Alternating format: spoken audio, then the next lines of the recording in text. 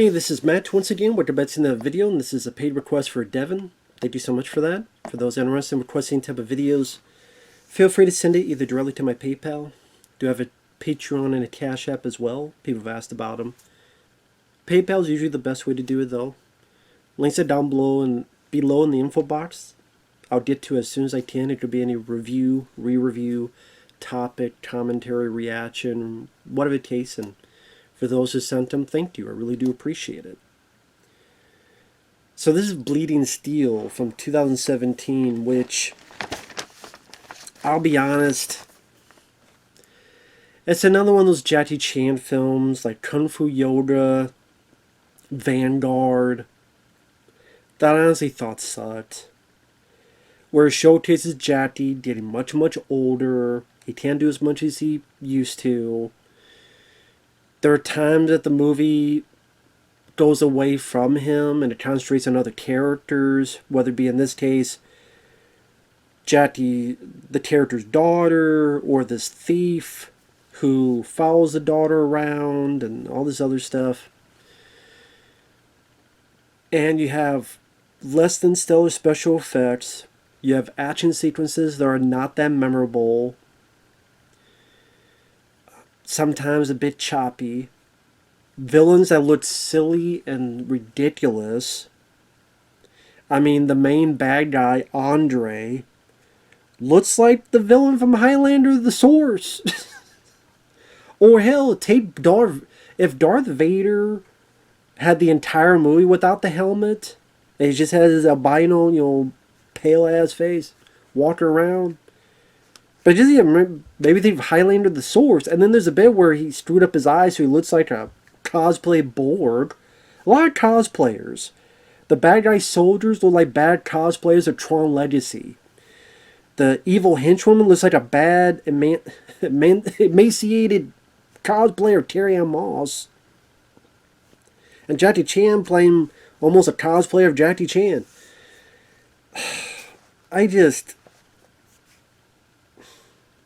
At times the story was needlessly confusing, cluttered, definitely silly, and tonal shifts. Like, there's one point where Jackie's daughter gets almost sexually assaulted by a group of people. Within the span of a minute, the thief's helping, trying to be like Bruce Lee, and his fucking parents fall down. So you see his boxer shorts. I'm like, what? Okay, the story of the film is Jackie Chan is a special agent, of course he is, whose daughter has leukemia. He's going to see his daughter who is critical in the hospital. They tell him she is critical. She wants to see you. Supposedly you made a promise. But he gets a call from work where I guess his group is supposed to protect and move this scientist guy who made something called bioroids. So bioroids. Which just fucking sounds stupid anyway, bioroids. So Jackie is such a great guy, he abandons his critical 6, 5, 7-year-old daughter, abandons her at the hospital to go do his job. And I'm sitting going, this guy sucks. Hate this guy. This character can suck my dick. Jackie, your daughter, who's like 6, 7 years old, is critical, may die in 10 seconds to 10 minutes, and you're right at the hospital. You abandon her to go fucking... And then it comes up later where hey, you abandoned me for your job. Then you think that would come up later, that kind of choice. It doesn't. But again, a father choosing his job for, over your again, 7-year-old, 6-year-old girl this close to dying, piss on you, hated the character, despised the character, did not give a rat's ass what happened to him afterward. So he gets in this convoy with the other agents. They're supposed to protect this scientist, escort him. Which I'm like, there's a lot of other agents and soldiers there. Like, you could have still gone with your daughter. They get attacked by, I'm not going to say Power Ranger rejects, because that's an insult to Power Rangers. Like I said, Tron Legacy cosplayers, Carrie Moss Trinity cosplayer, and Vader $5 cosplayer. Again, look up Highlander the Source, the villain in that, and look up the villain in this. This is definitely a similarity. Or again, a Vader who couldn't afford his helmet. This maybe, I guess you would call this the best action scene in the movie, where there's explosions happening abound, people throwing around, they're shooting at the bad guys, but the bullets are bouncing off, people being thrown back with wires, hitting cars and stuff. Jackie, at one point, Jackie gets a gun, one of their guns, like a high-tech gun. Shoots it, which shoots this net. Now, I don't know if this gun only has one shot per thing. Because Jackie shoots this, the net comes out and hits one. It cuts to some other stuff. When it cuts back to Jackie, he just has his regular gun. I swear to God, I was trying to pay attention. Maybe I missed it. If so, I apologize. It's my fault. But I swear, I did not see him throw the gun, toss the gun to someone. It's empty. I gotta get the other gun. No. And then, I have his... where did your gun go? Your net gun, how do you want to call it? Tech gun. Where did it go? Everybody gets his ass hit. Wannabe Vader cosplayer tries to get the scientist. Jackie rams his car into the guy. And I guess instead of finding something to put on the gas pedal, run and shoot, he decides to just shoot these tanks right in front of him. And there's a wide shot where the car's like here, and it flips. Like, when it blows up. Okay, fuck it. Imagine it's here. It just flips backwards. Because that's how it normally works. Then I guess the scientist comes up to him. He answers a phone call. And we jump to like 13 years later, where everyone looks the same except the little girl. You know, because the little girl is much older, but everyone else looks the same. So it's 13 years later. There's this author of this book called Bleeding Steel that somehow got info about some of this tech stuff. Now, what the hell they were doing between those 13 years, I don't know. But I guess they had to wait for this one author to write something. Cosplay bratty Carrie Moss comes in and wants info from the author. Jackie comes in with a mask on. Now, I don't know if they made him put the mask on so that they could hide his double better. Because there's at least 2 times he has a fight scene, and a chunk of the fight scenes of those 2 he has a mask on. Or something on his face. Again, I don't know if that's just to hide certain things. That's usually how it happens.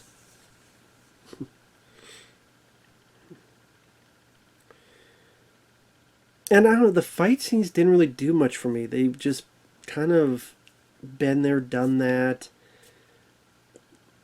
The way they're directed at times to be choppy.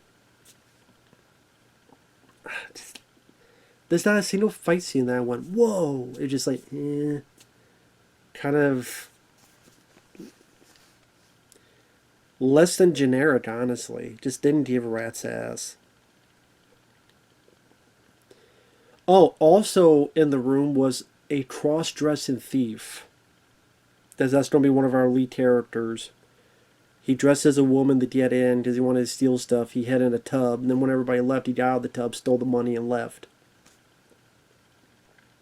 I don't know why we needed this character in the movie. I honestly found him rather annoying. I just don't think he was needed. But whatever. I think he worked with the guy who did Kung Fu Hustle in those movies. I think he worked with him. So I guess that's why he was hired here, to do some comedy.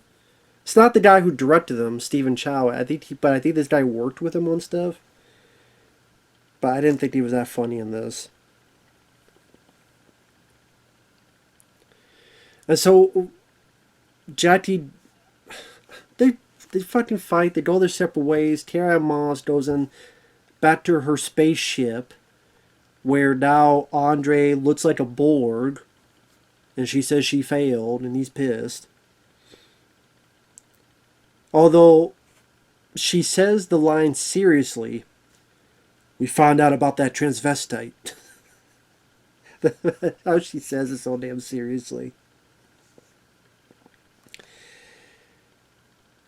Jati will watch his daughter, who did survive, because you find out later that the scientists put this mechanical heart in her. I think injected her with something as well. And later on you find out that the bad guy wants her because some kind of transfusion will save his life. I'm like, well, your life, 13 years you've been able to survive so far, but I guess he has to stay in the ship. But by doing this, then he didn't live and be out of the ship, I guess. I don't know. Let's remember, this script is just fucking shit. Oh, the Jati's daughter gets to a fight with another. Because every foreigner, this takes place in Australia for the good chunk of it. Almost every Australian they have in this film is an asshole, a racist, a rapier, raper. Not Roper from Enter the Dragon, I mean raper. So, they like to rape, they like to kill, they like to cuss, they like to be racist, or they're dumb as fuck. So, I don't know how Australians would feel about this movie, because they made everybody in your world look like despicable in some way. Even like the girl's roommate, dubbed like she was Tommy Wiseau. "I can't take it anymore. I lost weight." I'm like, that's bullshit. That's a lie. You didn't lose weight. "I can't take it anymore. I lost weight. You need to stop having these dreams."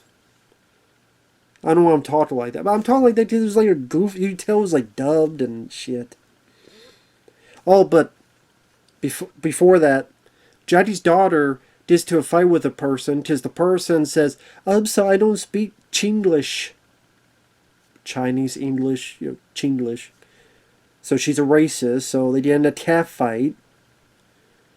Then when they break it up, the thief who's followed her and wants to find out what's going on says, "Oh, that's a hell of a punch.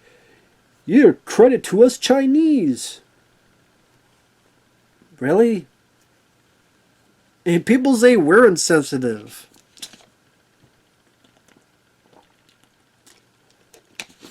Can you imagine if I made a movie where I punch an Asian guy and someone goes, "You're credit to the right, you're credit to the white race."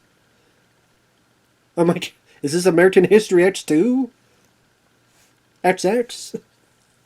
Double XL? But seriously, I've been thinking about that would be the same thing. If I beat up like a black or an Asian guy, and then someone goes, "You're credit to your white race."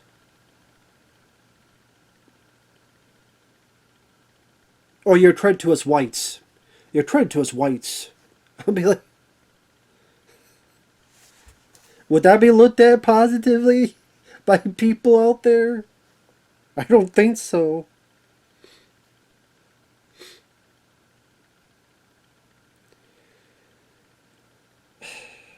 But yeah, the daughter of Jati So her roommate's annoyed with her. She keeps having these nightmares and dreams of lab experiments. She sees this spiritual person who for some reason has like a Native American headdress on, and I don't know why. And then for some reason this leads her to this magician, hypnotist, who will put like CG flames on, like blue flames on his hands, and go, I have awaited you. This is like before he does his show. Sit down. I mean, who the hell are you? How do you know? What's going on? What the fuck? What? Oh, I'm sorry, before that, that's when Jackie's not in the film for a bit. Like, after that fight, he's not in the film for a while. For a little while. Well, she's there when her daughter fights the racist lady and helps break up the fight. But after that, she's away for a bit because it's the daughter with the roommate, having nightmares, seeing the spiritual person, walking around town, almost sexually assaulted by parkour experts. Because I guess everybody in Australia knows parkour. If you live in the dumps of Australia, I know some people who are in Australia. I guess I should ask them, do you do parkour? You do parkour shit? Apparently they do parkour when they're not assaulting Asian women. They just do parkour. I guess that's how it is in Australia. Why do you Hong Kong hate Australia so much? Like the man from Hong Kong? I remember that guy hated the Australian director. Although, I mean, Jackie's done stuff in... he didn't direct this, he didn't write this, he just acted in it. So I think Jackie likes Australia. Jackie Chan's First Strike is fun. And that didn't seem like every foreign person was a asshole. Jackie Chan's First Strike is much better than this movie. So much better than this movie. And was it Mr. Nice Guy? I think was Australia, I think. Mr. Nice Guy? Don't quote me on that. That's another fun one. Much better than this. Because I thought this movie was boring. I don't think the action was that great. Like I said, that she almost gets assaulted by a bunch of down in the dumpster parkour experts. And the thief tries to help her doing kung fu. Pants fall down and someone even goes, "Who do you think you are, Jackie Chan?" Like 2 times they reference Jackie Chan. Here and at the very end. Oh, I got ideas for Jackie Chan. And they're driving away.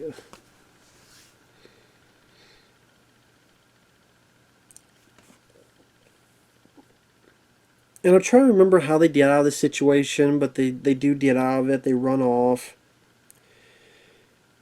That's where they see the magician hypnotist. The thief's able to get her inside. The bad guys get there. Then Jackie Chan, once again with a mask on for at least the first part of the fight, fighting with curtains. Then eventually takes it off. And, you know, he did do some moves, to be fair, but he's older. That's just how it is. He can't do the stuff he did back to the day. He's going to be using more doubles. It's going to be slower. The editing's going to be a bit choppier to hide stuff. And you sit there and go, he does better than I could right now. But you kind of go, you know what, man? Maybe just, you know, you don't need to do films like this. And you just say at least he's trying to do something a little bit different because it's sci-fi. He's never really done... I mean, he's done fantasy movies like The Medallion. I mean, that's a bit sci-fi fantasy, but this is like more like spaceship. Well, there's one spaceship, but just... You'd say that maybe that's more mysticism fantasy. This is more sci-fi. He didn't really get to do a whole lot of that, but then it's disappointing that when he does get the opportunity, this is the project that you get to do. Just at times too silly, too goofy. The tone is teeter-totter. Jackie's not in it as much as you think he is. He's fighting a few people with the curtains. Bit of a chase. gets on top of the opera house in Australia. And honestly, this scene just reminded me of a better scene in a better movie called Who Am I? Who Am I? Just in this, it's like they're trying to fight, but they can't do a whole lot.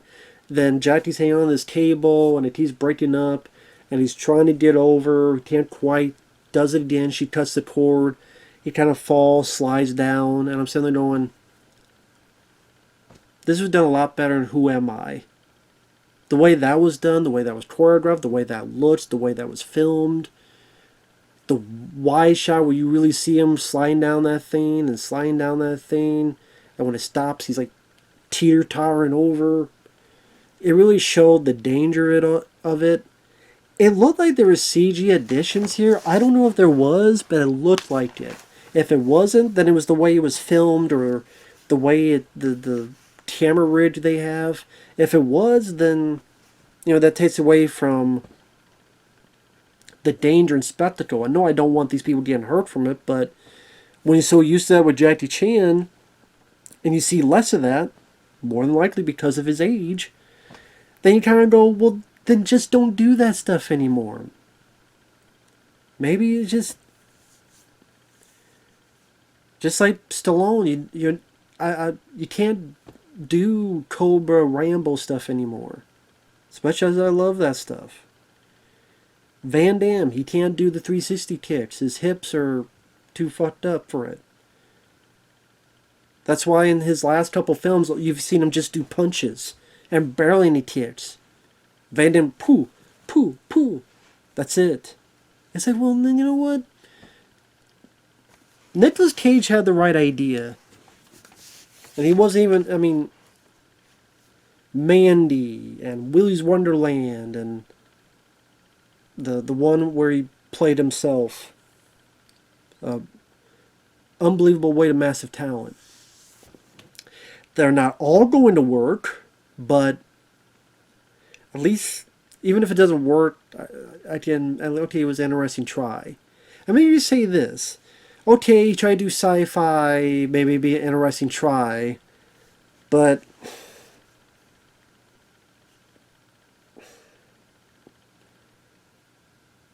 I'm going to be hypocritical on that because this wasn't even that interesting to me. I don't know. Maybe if it was took itself a bit more serious, or if it did focus more on Jackie and just better script, not so much lame comedy. Okay, if Jackie did do just punches, then really worked on the choreography of the punches and really get the intensity and not be so choppy, and I don't know. There's a lot of things he could have done.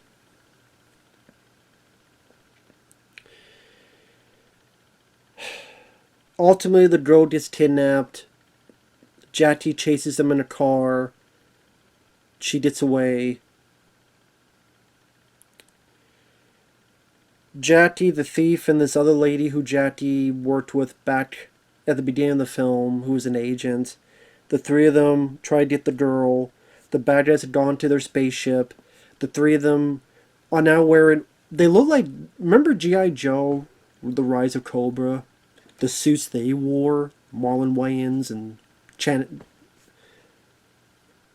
Channing Tatum, those super suits they wore, they look like the same damn suits. They look like the Rise of Cobra suits. And they get into the ship, and there's a bit of a battle. For some reason, in the middle of the room, there's this pit that looks like there's lava in it. I don't know why that's there. Why is there a pit that looks like lava's in it? Molten lava. Why? I don't know why.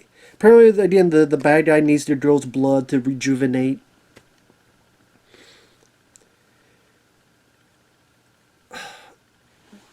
If there's a second decent action scene, it would probably be this part. Where the camera is trying to do a theme where some stuff is doing in as one of a shot as possible without cuts. So Jackie's hitting this guy, using it and shooting this, going here, shooting, doing this. Not quite John Wick, but But then, like, the girl agent is this wire foo. You tell a lot of wire foo. The thief. I like the idea that he pretends to be dead wearing the suit like they're wearing, and when they pass by, he shoots them. Then when more come in, he pretends to be dead, and when they pop up, pop, pop. I thought that was a smart idea. It's one of the few things I'll give it.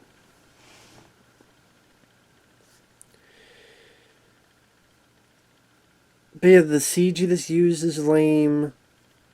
They fight wannabe Highlander, the source guy. The daughter who's of it. By the way, the whole thing about Jati, because she does realize finally that Jati's her dad. But you think there'd be some kind of, wait a minute, how come, I need you at the hospital and you weren't there? Or Jati's like, I chose you over my job. I never should have done that. And like him feeling guilty about it, him feeling remorse about it. That never comes into play. At all. And you think it would, because that's a pretty crazy decision, and it never comes into play. Never does. I also find, like, I swear this is the second film now, because I think the last film, Devon, Right On, this is the second film that he has a daughter character that he's kind of ostracized from, and he'll watch from a distance. He did it in this film, he didn't Right On. And then the whole thing, the going to Jati's daughter, and some people say it's her fault, some say it's Jati's fault, some say it's whatever. I'm not going into that. I did that thing on Right On, I did it. I just think it's interesting that seems to be a common theme, at least in those two. Ostracized from a daughter, and both are, oh, he was watching when she wasn't noticing, but he kept watch over her. And I'm like, is this something I don't know about with this? Is the real Jati watching his daughter without her knowing? I don't know. It's weird. Like, the last two films, Devon Request of Jati had that same thing in it. I'm not saying it. It's in both movies. Just saying. Oh, and then at one point, they're fighting the bad guy and they're pushing him to this pit with the fucking lava in it. Something falls. Jackie gets his arm pulled off, but it's like nothing. He's like, ah, and then he's just holding it, and they're trying to get out. I mean, you just had your arm pulled off. Most movies? How many movies have you seen where you get your arm pulled off, you're dead? How many horror films have you seen? Oh, they pulled him off, they're dead. And I'm like, John's like, ah, that's all he does. Just before he just leaves the ship, the bad guy grabs him, and then I guess during the fight, the guy had stabbed him in the neck with something. I don't know, not realizing what he was doing, and then Jody got some blood, and he's able to rejuvenate his arm. Pulls it off. Hits him a bit, and does a Mortal Kombat Kano heart pull. So pulls his mechanical heart out. Jumps out, and CGI explosion, CGI land. The daughter and the other agent have parachutes that help Jackie. Then everything's fine by the end. If I want to see a Hong Kong movie about a mechanical heart, you know what film I'm going to watch? I'm going to watch this film. Okay. A bioenergy module placed on his chest. That's, well, in his chest, but this is on his chest. I'm going to watch this instead. It's much better, much more fun, better made, better choreographed, better acted, more cohesive, better paced. better villains, and much more fun. Drive. You want to watch Heart? Yeah, Mechanical Heart? This is the one to do. Now, where the fuck this was. And why is it that the end credits play Police Story? The end credits has Jackie singing his theme from Police Story. Why? What the fuck does this have to do with Police Story?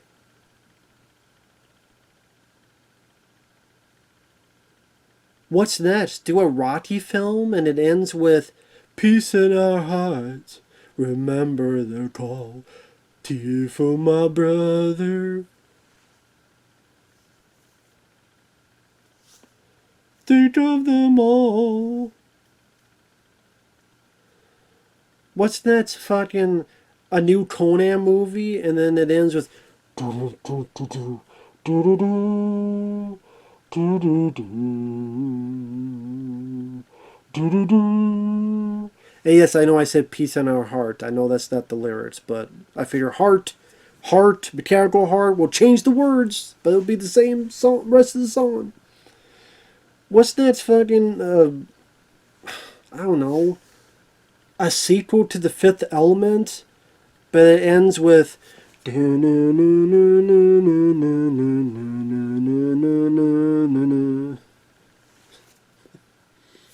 it just, how about you do a new Batman movie, but it ends with dun dun dun dun dun dun dun dun. They're not the same. Well, a superhero DC Marvel just go crazier and crazier with it. Like what? I know that didn't, that doesn't fit, but I mean it's just like, come on. Or maybe we'll do a Rambo. We'll have a Rambo film. It'll end with or